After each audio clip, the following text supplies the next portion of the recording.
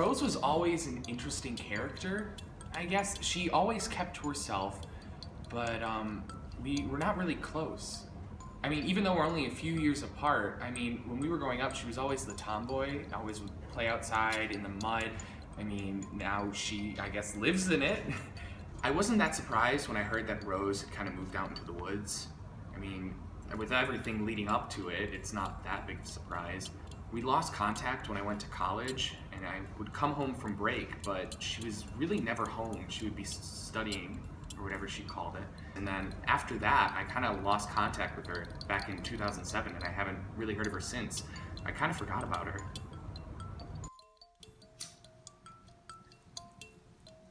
Hello, my name is Ainsley Johnson.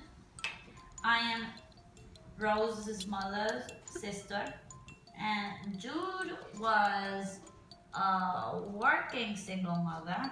I think she had a little bit of difficulty keeping track of the kids, so I would always help out when I could. But I always felt that Rose and I had a connection.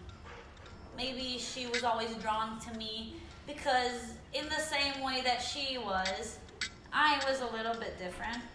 I would visit and she would always ask me about my beliefs, what I was into, because I was really sort of a hippie back then. She started asking me questions more about my theories about nature.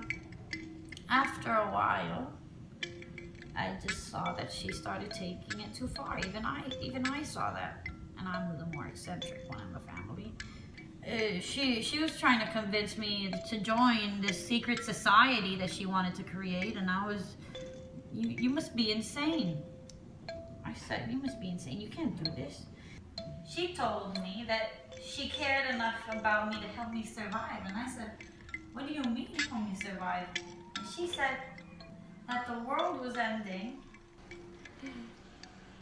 Then, in 2010, a woman called Eden came to my apartment, and she claimed that she had a skin tiller and that Rose would want me to have it.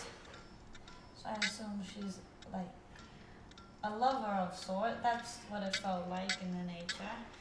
But she gave me the skin tiller. I just didn't understand. This woman was devastated. She seemed so, you know, she was just devastated, and I realized that Rose had died.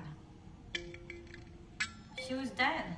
I hadn't heard from her in years, you know, and I had no clue what was going on with her, you know.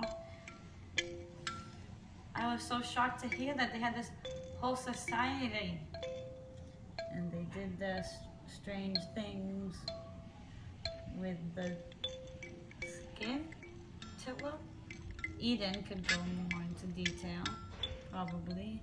I just gave this to the researchers and I let them deal with it.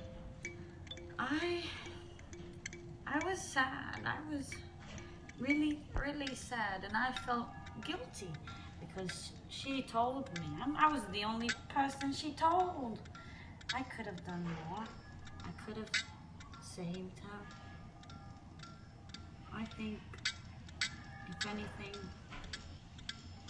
she died doing what she loved. And that, in a way, is art.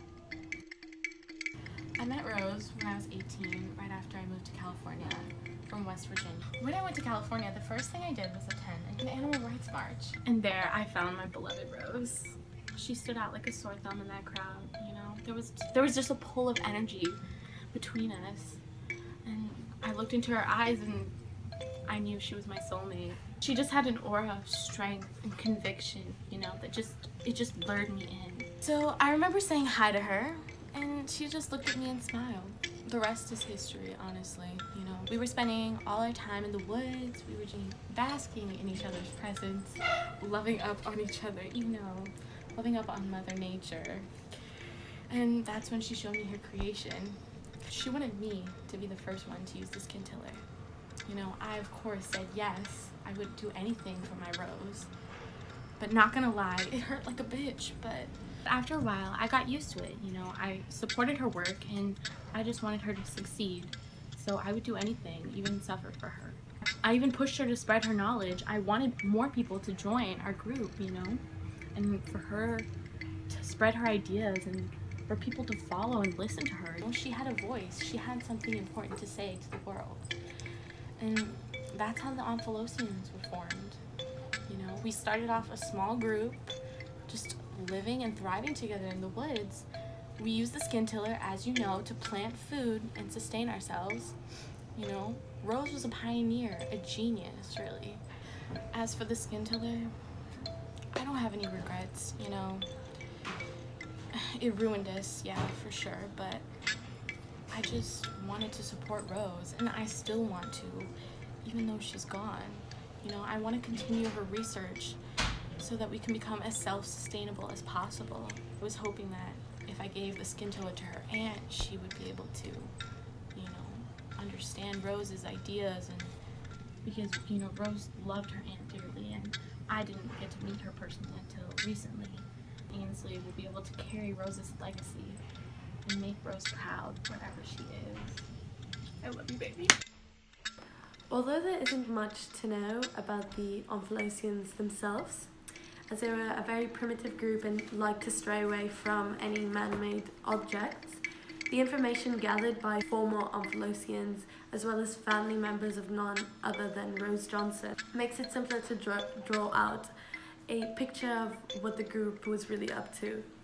As they do say, there is always a method behind madness, and Rose was truly driven by her devotion to Mother Nature and went against what us humans were and are still doing to this planet.